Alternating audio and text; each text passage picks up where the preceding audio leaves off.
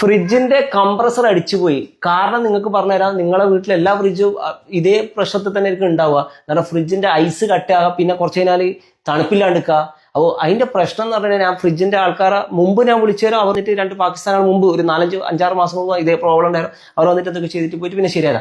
ഇപ്പൊ ഞാൻ മലയാളി റിപ്പയറിന്റെ ആളെ വിളിച്ചു തരാം, കറക്റ്റ് പറഞ്ഞത് എന്താ പ്രശ്നം എന്ന് പറഞ്ഞാൽ ഇതിന്റെ കംപ്രസർ അടിക്കാനുള്ള കാരണം എന്താന്ന് പറഞ്ഞാൽ ഞാൻ പറഞ്ഞുതരാം. അത് നിങ്ങൾക്ക് എല്ലാവർക്കും ഈ ഉപകാരപ്പെടും. ഈ ഒരു വീഡിയോ നാട്ടിലുള്ള ആളായിക്കോട്ടെ, എല്ലാവർക്കും ഇതൊന്ന് വീഡിയോ ഒന്ന് ഷെയർ ചെയ്ത് കൊടുത്തു കേട്ടോ. എല്ലാവരുടെ വീട്ടിലും ഇതുപോലെ ചെയ്തതിനാൽ കുറേയൊക്കെ ഫ്രിഡ്ജിന്റെ തണുപ്പ് കുറയുന്നതിന്റെ പ്രശ്നങ്ങൾ മാറ്റം കിട്ടും. ഞാൻ നിങ്ങൾക്ക് പറഞ്ഞുതരാം, വരും. ഫ്രിഡ്ജ് റിപ്പയർ ആരും പറഞ്ഞുതരാത്ത കാര്യമാണ് എനിക്ക് പറഞ്ഞത്. അപ്പോൾ അവർക്ക് ഇത് പൈസ കിട്ടുന്നതാണല്ലോ റിപ്പയർ ചെയ്യാൻ വന്നത്. പക്ഷെ ഈ മനുഷ്യ പാവം നമുക്ക് പറഞ്ഞു. അപ്പോൾ ഞാൻ വിചാരിച്ചു നിങ്ങൾക്ക് എല്ലാവർക്കും കൂടി ഉപകാരപ്പെടില്ല. നമുക്ക് എല്ലാവർക്കും ഈ ഒരു സംഭവം ഇതൊന്ന് തുറക്കാം. ഇതെല്ലാവർക്കും ഫ്രിഡ്ജിന്റെ സ്വിച്ച് ഓഫ് ആക്കിയിട്ട് ഈ ബാക്ക് സൈഡ് തുറന്നു കഴിഞ്ഞാൽ പറഞ്ഞ കംപ്രസർ അടിച്ചു പോയതാണ് ഈ ഫ്രിഡ്ജിന്റെ സംഭവം എന്ന് പറഞ്ഞാൽ. ഇത് നമ്മൾ ആരും നോക്കൂല.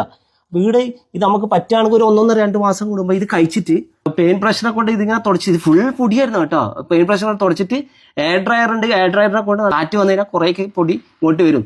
പുള്ളി പറഞ്ഞതെന്ന് പറഞ്ഞാൽ ഫ്രിഡ്ജ് മെക്കാനിക്ക് മലയാളി പറഞ്ഞതെന്ന് പറഞ്ഞാൽ ഇതിൽ പൊടി കയറിയിട്ട് മനുഷ്യനിപ്പോൾ പൊടി മൂക്ക് കയറിക്കുന്ന ശ്വാസം മുട്ടിയിട്ടില്ല. അങ്ങനെ ശ്വാസം മുട്ടിയിട്ട് ഇതിൻ്റെ ഹാർട്ടായ കംപ്രസർ അടിച്ചു പോയി എന്നാണ് പറഞ്ഞത്.